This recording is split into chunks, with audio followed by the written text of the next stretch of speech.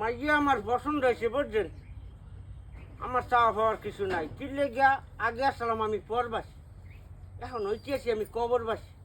আমার মৃত্যুর পূর্তে আমি যাইতেছি, আমার এখন আর কোনো আশা ভরসা নাই। আশা ভরসা পোলাডারে বিয়ে করে ছুঁয়ে যাইতেলি আমার শান্তি। এখন ঘটনা হয়েছে পোলাডার তো একটু ভালো হ্যামসাম, হুন্ডা চালাতে পারে কোনো, আপনারা জানেন না। আমার পোলার একটা হুন্ডা কিনে দেবেন, আর কিচ্ছু আমাকে লাগবে না।